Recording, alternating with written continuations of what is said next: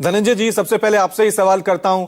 BJP अभी operation सिंदूर को लेकर भारत पाकिस्तान के बीच जो सीज फायर हुआ है उसको लेकर जश्न मना रही है और जगह जगह प्रचार किया जा रहा है। प्रधानमंत्री मोदी कह रहे हैं कि मैंने जो वादा किया था वो निभा दिया, लेकिन कांग्रेस तो सीधा सीधा सवाल उठा रही है। तेलंगाना के मुख्यमंत्री रेवंत रेड्डी कह रहे हैं कि अगर राहुल गांधी प्रधानमंत्री होते तो हम सीज फायर नहीं, हम पीओके को जीत लेते, पीओके हमारा हो जाता। रवि जी, कांग्रेस ऑपरेशन सिंदूर की वैश्विक सफलता से कुंठाग्रस्त हो रही है। ऑपरेशन सिंदूर का कूटनीतिक अभियान अभी चल रहा है। ऑपरेशन सिंदूर के सैन्य अभियान फिलहाल थमा है, रुका नहीं है, और ये लगातार डीजीएम ने कहा है, प्रधानमंत्री ने भी कहा है, रक्षा मंत्री ने भी कहा है, गृह मंत्री ने भी कहा है। यह पाकिस्तान के नापाक हरकतों के जवाब के लिए अहरनी सक्रिय व सजग है। यह सजगता व सक्रियता ऑपरेशन सिंदूर का वैश्विक मंच जो नवाचारी मोदी जी के प्रति उत्पन्न मस्तिष्क के देन है। कांग्रेस के पेट में ही दर्द हो रहा है। लेकिन मैं एक बात और कहूंगा इसमें कि मैं अक्रॉस द पार्टी लाइन जो लोग भारत के प्रतिनिधि बाहर गए हैं, मैं उनको सल्यूट करता हूं कि जिस तरह से देश का नाम वो रोशन कर रहे हैं और पाकिस्तान के नापाक इरादों की जो पोल खोल रहे हैं। लेकिन कहानी बिल्ली घरे शिकार, कांग्रेस को समझ में नहीं आ रहा है कि इस पर कितनी राजनीति की जाए। और जो रेवंत रेड्डी जो बात कर रहे हैं, रेवंत रेड्डी की अगर बात सुने तो थोड़ा पीछे चले जाए तो रेवंत रेड्डी ये कहना चाहते हैं कि शायद कांग्रेस के सारे प्रधानमंत्री फेल्योर रहे।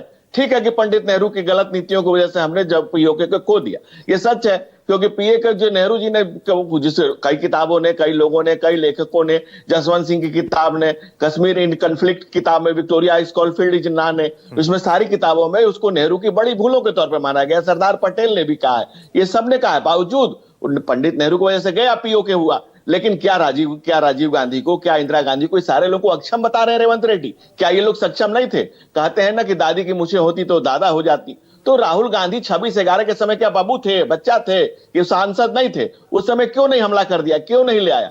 लेकिन कहने की मतलब है कि राजनीति करिए, खुल के करिए। लेकिन अब कांग्रेस जयराम की हताशा देखिए, सांसदों को घूमने और आतंकवादियों को घूमने में कोई पड़ता है। जय राय की छेड़मती देखिए, यूपी के सामूहिक शादियों में क्या क्या कह रहे हैं। ये दिवा स्वप्न, इस तरह की बातें करना, इस तरह की हल्की बातें करना, ऊंची बातें करना और छिछली राजनीति करना, ये शोभा नहीं देता है। कांग्रेस को ये तय करना पड़ेगा। और कांग्रेस की भूलों कर गिनवाने लगे, भारत चीन के संदर्भ में गिनाने लगे, तो जेपी दलवी की किताब में जिन्होंने लिखते हैं 62 के 38,000 किलोमीटर जमीन पर कब्जा किया, जिसमें अक्साई चीन और लद्दाख का हिस्सा शामिल था। इस युद्ध में भारत ने स्ट्रेटेजिक कब्जे की जगह को खो दिया। 71 की बात करें तो 71 की कई किताबें लिखी गई हैं, इसमें कहा गया कि कम्युनिस्ट पार्टी के जनरल सेक्रेटरी धनंजय जी शिमला समझौता हुआ। ठीक है धनंजय जी, राहुल गांधी दावा कर रहे हैं, ठीक है, क्योंकि अभी कांग्रेस की तरफ से दावा किया जा रहा है राहुल गांधी तो प्रधानमंत्री है नहीं, लेकिन गृह मंत्री अमित शाह थे, संसद में कह रहे थे कि क्या आप पीओके को नहीं मानते, पीओके तो हमारा है, हम तो पीओके को लेके रहेंगे।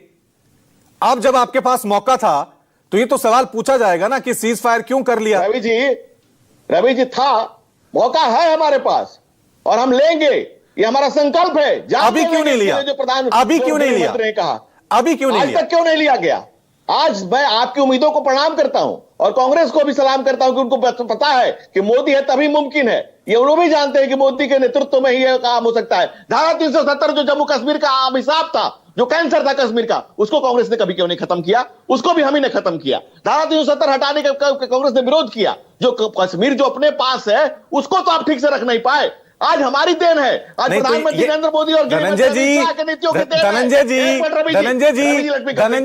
धारा 370 आपने खत्म किया, बिल्कुल इसका क्रेडिट आपको जाता है धारा 370 का। रवि जी, लेकिन अभी भारत पाकिस्तान के बीच अगर सीज फायर हुआ है, भारत पाकिस्तान के बीच सीज फायर हुआ है, उसकी शर्तें क्या थी, किन शर्तों पे यह सीज फायर हुआ, यह तो देश को जानने का हक है ना। विपक्ष पूछ रहा, आप उसको नहीं बताएंगे, लेकिन सीज फायर किन शर्तों पे हुआ, क्यों हुआ, यह तो जानने का हक है ना देश को। रवि जी आपने बोल लिया, हाँ। मैं बोलूं यार, और सवाल है तो एक साथ पूछ लीजिए। ठीक है, बोलिए बोलिए। नहीं, कांग्रेस ने धारा 370 का कश्मीर के उस भाग को भारत से अलग बनाया था, अलग थलग रखा। ये प्रधानमंत्री नरेंद्र मोदी और गृह मंत्री अमित शाह और तमाम लोगों के, भारतीय जनता पार्टी नीति सरकार एनडीए की देन है कि वो वापस हमारे साथ आया। दूसरा, आज कश्मीर में गली गली में, चौक चौराहे पर हर घर में तिरंगा लहरा रहा है, ये हमारी देन है। आज कश्मीर के आम आवाम, कश्मीर के मुसलमान निकलकर मजम्मत कर रहे हैं पाकिस्तान की, ये हमारी देन है। दूसरी बात जो आप सीज फायर की बात, मैंने पहले भी आपसे कहा, सीज फायर किसकी देन है? रुका भाई, मैं वो तो बात कह रहा हूं।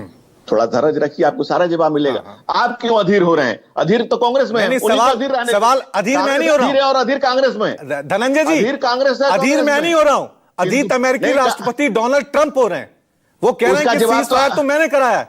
वो कह रहे हैं कि, और एक बार नहीं कह रहे हैं, 10 बार कह रहे हैं। उसके लिए मैं संजीव त्रिवेदी को धन्यवाद देता हूं, जो उन्होंने छुपी हुई बातों को तरीके से जितना उखाड़ सकते थे उतना उखाड़ा है। दूसरी बात मैं कह रहा हूं कि सिंदूर का ऑपरेशन सिंदूर का सैन्य अभियान फिलहाल थमा है, रुका नहीं है।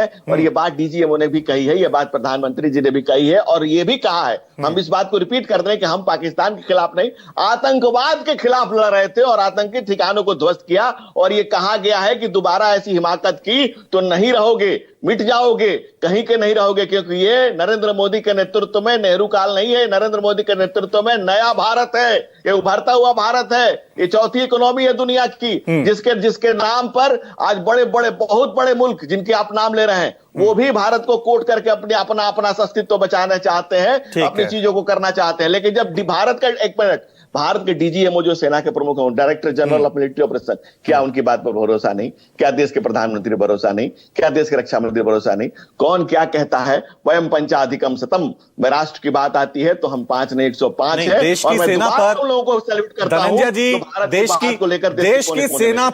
देश की सेना पर हमें पूरा भरोसा है। देश की सेना ने कहा कि डीजीएमओ ने हमसे संपर्क किया, उसके बाद सीज फायर किया, इस बात को हम मान लेते हैं। लेकिन क्या यह सरकार की विदेश कूटनीति की असफलता नहीं है कि दुनिया का जो सबसे बड़ा मुल्क है, अमेरिकी राष्ट्रपति डोनाल्ड ट्रंप, बार बार कहे जा रहा है, आप उसे चुप नहीं करा पा रहे हैं? यह एक कूटनीतिक तौर पे, विदेशी कूटनीतिक तौर पे आपको नहीं लगता है कि आप अमेरिका को बता नहीं पा रहे हैं या समझा नहीं पा रहे हैं कि आप ऐसा बयान क्यों दे रहे हैं? भाई, हमने सीज फायर कराया, हमसे डरकर पाकिस्तान ने युद्ध रोका है, तो फिर क्यों अमेरिकी राष्ट्रपति डोनाल्ड ट्रंप बार बार कह रहे हैं? हमने अपनी बात अपने देश की जनता को, अपनी आवाम को, सारे दलों को कह दी है, देश को कह दिया है, विदेश को कह दिया है, वो लोग घुटने पर आए, ये बात सर्वविदित है। और हमारे सारे दलों के लोग देश दुनिया में घूमकर इस बात का परचम लहरा रहे हैं, इस बात का झंडा फैला बुलंद कर रहे हैं, भारत और भारतीयता का नाम आगे कर रहे हैं, इस कूटनीतिक जीत को आगे बढ़ा रहे हैं। मैं इस देश की आवाम 140 करोड़ को पता है, ठीक है, लेकिन कुछ लोगों को कुत्सित राजनीति को करने के लिए अगर इस बात को बार बार उनकी बातों से बल मिल रहा है, हवा मिल रहा है, तो ये मैं यही तो कह रहा हूं कि विपक्ष का तो काम होता है सरकार पे सवाल उठाना, हर नीति पे सवाल उठाएगा, लेकिन अमेरिकी राष्ट्रपति जब सवाल उठाते हैं तो कहीं ना कहीं यह सवाल जरूर उठता है कि विदेश नीति के तौर पे, कूटनीति के तौर पे हम अमेरिका को समझाने में, चुप करने में या सख्त संदेश देने में क्यों कामयाब नहीं हो रहे हैं? टीना जी हमारे साथ